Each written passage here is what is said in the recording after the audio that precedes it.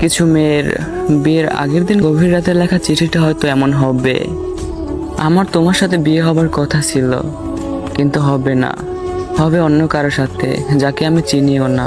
আমার অনিচ্ছা থাকা সত্ত্বেও সে আমাকে ছুঁবে, আমি চাইলেও কিছু করতে পারবো না। আমার অনেক ঘৃণা লাগবে, কারণ আমাকে যে অন্য কারো ছোঁয়ার কথা ছিল না, আমাকে যে তোমার ছোঁয়ার কথা ছিল। যখন তাকিয়ে দেখবো তোমার ছোঁয়ার জায়গায় অন্য কেউ আমাকে তখন আমি জোরে জোরে কান্না করতে থাকবো। আর আমার কান্না দেখে ওই মানুষটা হয়তো ভাববে আমি সুখের কান্না করতেছি, কিন্তু সে কখনোই বুঝবে না আমার বুকের বাপাশে যে একটা মানুষের জন্য ব্যথা জমে আছে। এভাবে প্রত্যেকটা রাত আমার কাছে ধর্ষণের মতো কাটবে, কিন্তু আমি চাইলেও কিছু করতে পারবো না।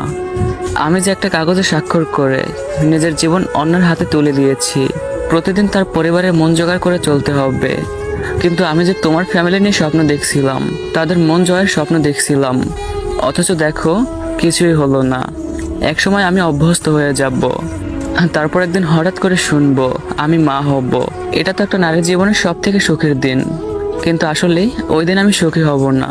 চিৎকার করে কান্না করতে ইচ্ছে হবে, কারণ বাচ্চাটা যে আমার ভালোবাসার চিহ্ন না, তাও তাকে দুনিয়ায় আনতে হবে, কারণ ওর তো কোনো দোষ নেই।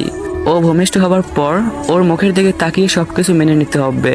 একসময় ওকে বড় করা, স্কুলে নিয়ে যাওয়া, ওকে মানুষের মতো মানুষ বানাতে গিয়ে কখন যে 50 পেরে চুল পাকতে শুরু হবে বুঝতেই পারবো না। এর মাঝখানে হয়তো তোমাকেও মনে পড়বে, লুকিয়ে লুকিয়ে কান্না করব, তারপর দীর্ঘশ্বাস ফেলে আবারও ব্যস্ত হয়ে যাব। এভাবেই সময় কেটে যাবে। তারপর হয়তো কোনো এক রাতে ঘুমের মধ্যেই হারিয়ে যাব। হয়তো তুমি সেই দিন জানবেও না, হয়তো আমার কথা মনে করবে, হয়তো আমার কথা মনে করে বালিশ চাপা দিয়ে কান্না করবে, কিন্তু সেদিন শত কান্না করেও কোনো লাভ হবে না। আর আমার মনে সেই কথাগুলো না জানাই রয়ে যাবে তোমার আজীবন। তারপরে সবশেষে একটা কথাই বলবো, ভালো থাকার চেষ্টা করো, নিজের খেয়াল নিও। ভালোবাসা সুন্দর, তাই না? মেনশন করেন আপনার সেই মানুষটাকে যাকে নিয়ে সারা জীবন একসাথে থাকার স্বপ্ন দেখতেছেন। মেনশন দিয়ে তাকে জিজ্ঞেস করেন পরিস্থিতি যেমনই হোক না কেন সে কি আপনার হাতটা শক্ত করে ধরে রাখতে পারবে।